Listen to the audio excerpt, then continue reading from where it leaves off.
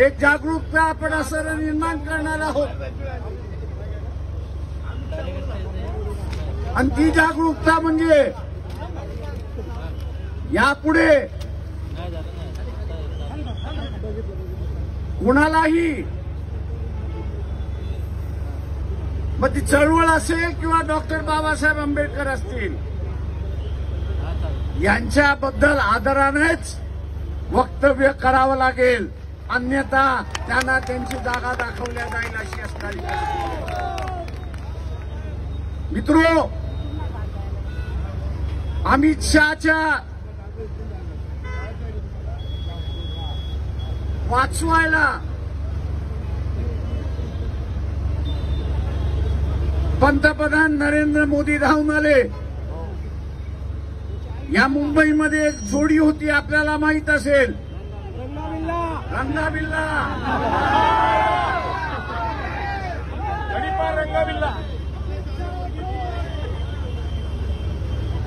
आता हे रंगाबिल्ला एकमेकाला आता वाचवतात आहेत.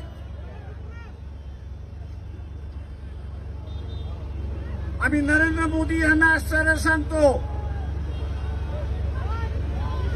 काँग्रेसला जेवढ्या शिव्या द्यायच्या असेल तेवढ्या तुम्ही द्या, आम्हाला त्याच्यातला काही फरक पडत नाही. पण त्याच्यामुळे तुमचं चारित्र्य उज्ज्वल होता का? तर अजिबात नाही, हे लक्षात घ्या. तुमचं ढागळलेलं चारित्र्य जे आहे ते ढागळलेलंच आहे, हे आपण लक्षात ठेवलं पाहिजे. काँग्रेस असं म्हणताय की बाबासाहेबांना पाडलं म्हणून बीजेपी सांगतो. नरेंद्र मोदी, मी तुम्हाला सरळ विचारतो, या मुंबईतल्या, मध्य मुंबईमधल्या 52च्या असणाऱ्या लोकसभेमध्ये आरएसएस आणि डावे पक्ष एकत्र होते की नाही ते असणाऱ्या सांगा. दोघांनी मिळून या मध्य मुंबईच्या असणाऱ्या जागेवरती बाबासाहेबांना हरवलं अशी असणारी परिस्थिती आहे. फक्त काँग्रेस नव्हतं, आरएसएस पण होतं त्याच्यामध्ये. आणि का हरवलं तर बाबासाहेबांनी सांगितलं की काश्मीरमध्ये जे सैन्य घुसलं होतं ते पूर्ण तुम्ही ताब्यामध्ये घेतलेलं नाही, आणि पूर्ण ताब्यामध्ये न घेतल्यामुळे येणारे किती पिढ्या यांचं रक्त सांडेल याची आपल्याला कल्पना त्या ठिकाणी करता येणार नाही. आणि म्हणून त्यांनी आग्रह धरला होता की हा काश्मीरचा जो असणारा प्रश्न जो आहे तो तुम्ही ताबडतोब असणारा मिटवला पाहिजे. नाही तर त्यांचा शब्द होता की इंडिया विल ब्लीड. आणि आज आपण असणारा बघतोय त्या काश्मीरच्या प्रश्नावरनं भारताला असंतोष त्या भागामध्ये आणि उरलेल्या भागामध्ये वाढतोय अशी असणारी परिस्थिती आहे. नरेंद्र मोदी, हा इतिहास आपण विसरलात हे असणारं लक्षात घ्या. तेव्हा आपल्या पहिल्यांदा असणाऱ्या चारित्र्याकडे त्या ठिकाणी पाहिलं पाहिजे. आपलं चारित्र्य स्वच्छ असेल तर तुम्ही दुसऱ्यांवरती टीका करू शकता, नाही तर चिखलफेकी तुमच्यावरती होणार सुद्धा अशी असणारी परिस्थिती आहे. आणि म्हणून मित्रो नरेंद्र मोदींना मी असं सांगू इच्छितो की काँग्रेसने विरोध केला का बाबासाहेबांना? तर केला, पण तुम्ही केला की नाही हे सांगा ना. ज्यावेळेस महिलांना समान अधिकार देण्याची चर्चा संविधानामध्ये झाली, महिलांना समान अधिकार देण्याची चर्चा ज्यावेळेस संविधानामध्ये झाली त्यावेळेस मोदी ज्या आरएसएसचे तुम्ही असणारे स्वयंसेवक आहात त्या महिला स्वयंसेवकांचा असणारा मोर्चा जयराज हाऊस बाबासाहेब ज्या ठिकाणी राहत होते त्या ठिकाणी तुम्ही काढला की नाही असणारा सांगा. एक दिवस नाही 5 दिवस गराडा खालून त्या ठिकाणी होते. मित्रो, इतिहास हा आम्हाला उघडायचा नाहीये. इतिहास हा आम्हाला उघडायचा नाहीये.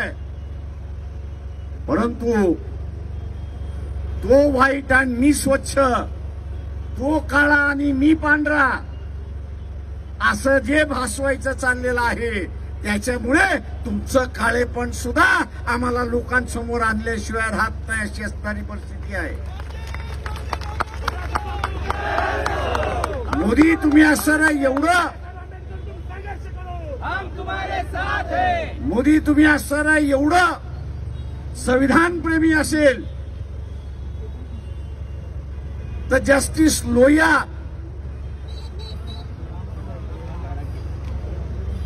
यांचा अंत कसा झाला याचं सांगा.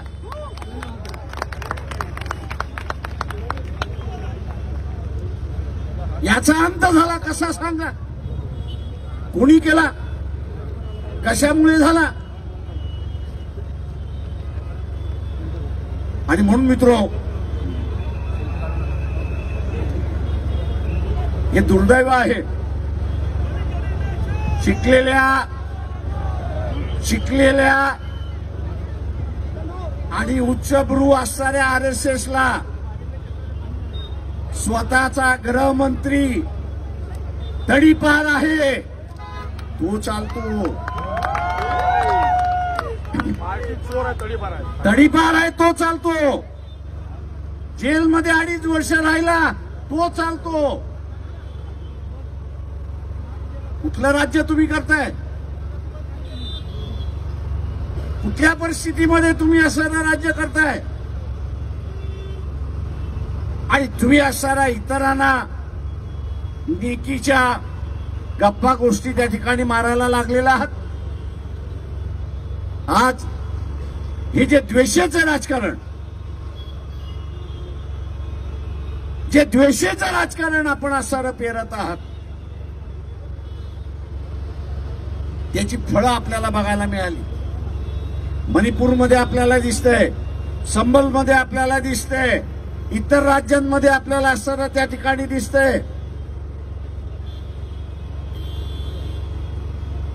यांचं राज्य म्हणजे भांडणं लावण्याचं म्हणजे यांचं असणारं राज्य आहे. नरेंद्र मोदी, तुम्हाला असणारा चांगला भिडू मिळाला नाही विरोधी पक्षामध्ये.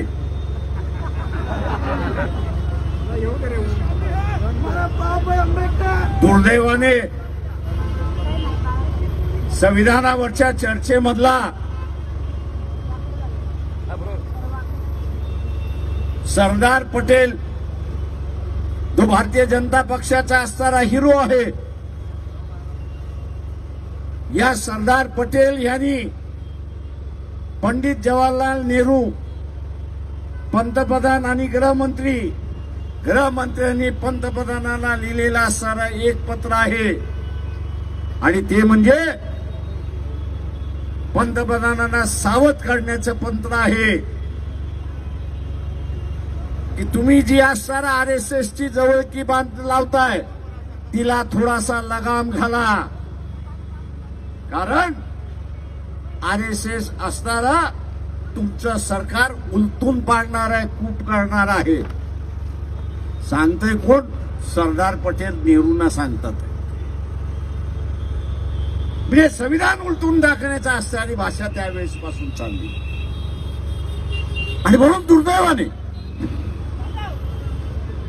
मोदींना चांगला भिडू असताना त्या ठिकाणी मिळालेला नाही. कदाचित चांगला भिडू मिळाला असता तर राफेल बाहेर निघाला असतं. कदाचित इटलीच्या प्राईम मिनिस्टरचे असणारे संबंध त्या ठिकाणी निघाले असते. परंतु विरोधी पक्षामधला असणारा भिडू कमजोर आहे, कमजोर आहे आणि म्हणून मोदीचा फावलंय अशी असणारी परिस्थिती आहे.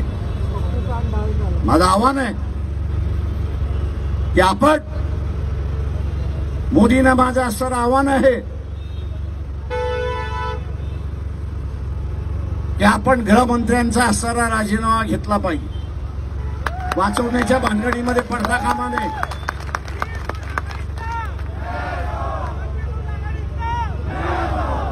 आपलं आंदोलन हे चालू राहील, आपलं आंदोलन हे चालू राहील. आज आपण सुरुवात केलेलं आहे. आपलं आंदोलन हे चालू राहील. आज आपण सुरुवात केलेलं आहे. राज्यामध्ये आणि देशामध्ये आज हे आंदोलन पेटतंय. वेगवेगळ्या संघटना करतात आहेत, वेगवेगळे आंबेडकरी चळवळी करतात आहेत, वेगवेगळे राजकीय पक्ष करतात आहेत. त्यांचं आम्ही असणारं स्वागत करतो. त्यांचं आम्ही असणारं स्वागत करतोय की या देशामध्ये संविधान आणि बाबासाहेब हे आज अजरामर झाले तशी असणारी परिस्थिती आहे.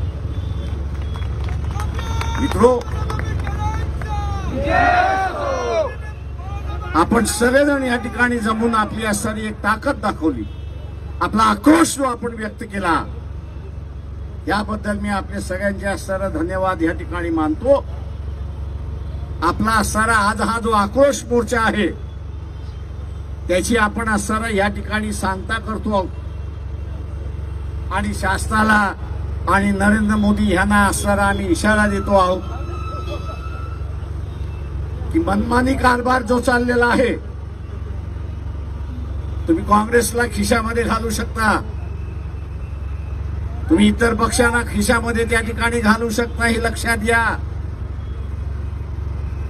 त्यांच्यावरती इन्क्वायरी बसू शकता अशी का, आणि त्यांना इन्क्वायरी बसून तुम्ही असणारा मांजर केलेला याची सुद्धा मला जाणीव आहे. 9 वेळा मोदी तुम्ही माझी चौकशी केलेली आहे, तुम्ही 9 वेळा केलेली आहे. एक ऑफिसर आला आणि म्हटला प्रकाशराव माझं प्रमोशन आहे, काहीतरी सांगणार. मी त्यांना म्हटलं हे माझ्या आजोबांचं घर आहे, ही माझी प्रॉपर्टी आहे, आणि म्हटलं ही जी समोरची बसलेली जनता आहे ती मला खाय प्यायला घालते, दी आणि दे पाठवून.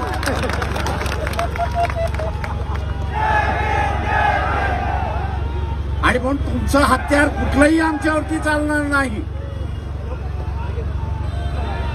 तुमचं कुठलंही हत्यार आमच्यावरती चालणार नाहीये. आम्ही लढायला उतरलो म्हणजे उतरलो. आणि म्हणून आपण काँग्रेसची मागणी मागितली म्हणून आम्ही मागणं मान्य करणार नाही. ज्या ज्या भूमिकेमध्ये भारतीय जनता पक्ष आलेला आहे, तुम्ही देशाचं असणारं हित त्या ठिकाणी पाहिलं पाहिजे. पक्षाचं असणारं हित आपण त्या ठिकाणी पाहता कामा नये.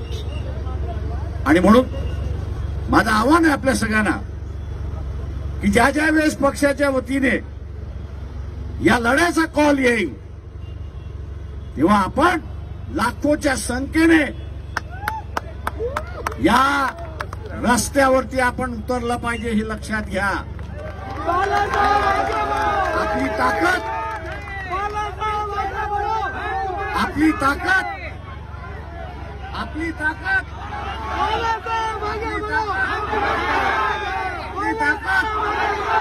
आपली ताकद कधी रस्त्यावरती आपण दाखवली पाहिजे, लाखोच्या संख्येने आपण दाखवली पाहिजे. तरच आपण आपले अधिकार या ठिकाणी शाबूत ठेवू शकतो.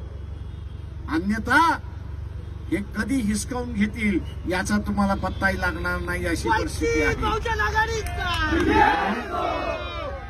हा आक्रोश मोर्चा आज या ठिकाणीच थांबतो. आपण सगळ्यांनी शांततेने असणारा घरी जायचं आहे. 2-4 दिवसाची आपण असणारा वाट या ठिकाणी पाहणार आहोत की नरेंद्र मोदी काय भूमिका घेतात आहेत. त्यांनी योग्य भूमिका घेतली नाही तर आम्ही रस्त्यावरती आहोत, हे लक्षात घ्या.